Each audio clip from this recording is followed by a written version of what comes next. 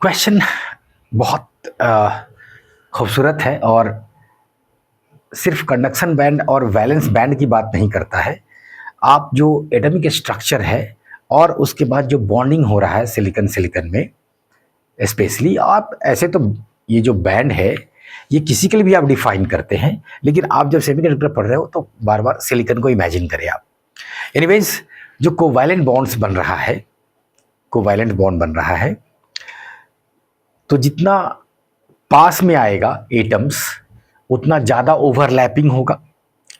Overlapping होने से क्या होगा, आप देख रहे हैं ना, ओवरलैपिंग कम तो वो बैंड पतला, ओवरलैपिंग ज़्यादा तो बैंड चौड़ा, मतलब स्पेस ज़्यादा मिलेगा। ठीक है, सब जगह रहने के लिए वैलेंस बैंड में भी, और कई इलेक्ट्रॉन्स चले जाएंगे कंडक्शन बैंड में भी, तो कंडक्शन बैंड भी का विड्थ बढ़ जाएगा। ठीक, केमिकल बेसिकली ये केमिस्ट्री का नॉलेज आपका चेक कर रहा है। और इसलिए ये देखिए लैटिस पैरामीटर या लैटिस कांस्टेंट जो नाम लिया है,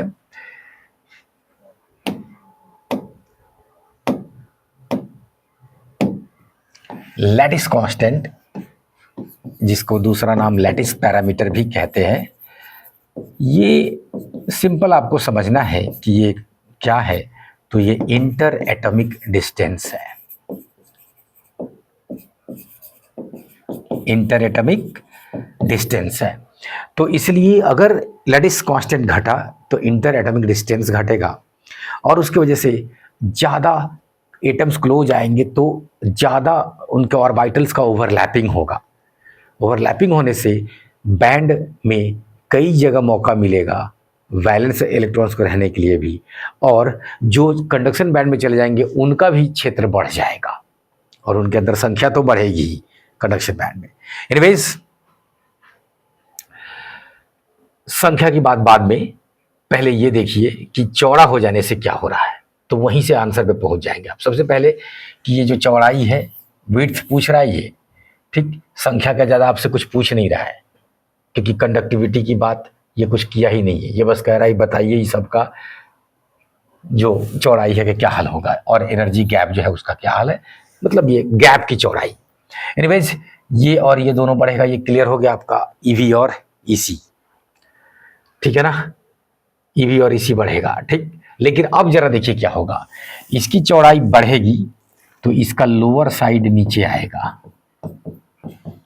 इसकी चौड़ाई बढ़ेगी तो इस अपर साइड ऊपर जाएगा,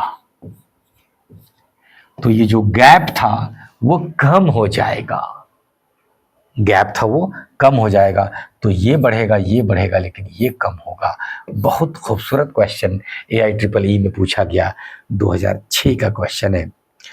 इसको जैसे ही ये बात होता तो इसमें अभी एक और बात आपसे पूछा जाता कि ये अब अच्छा कंडक्टर हो जाता क्या, तो हाँ, अरे जब गैप कम तो यहाँ से यहाँ इलेक्ट्रॉन को उछल के जाना, कहाँ से, वैलेंस बैंड से कंडक्शन बैंड में इलेक्ट्रॉन को उछल के जाना आसान, इसलिए इसकी कंडक्टिविटी भी बढ़ेगी, कंडक्टिविटी भी बढ़ेगी, मतलब रेसिस्टिविटी घटेगी, है ना। खूबसूरत बात।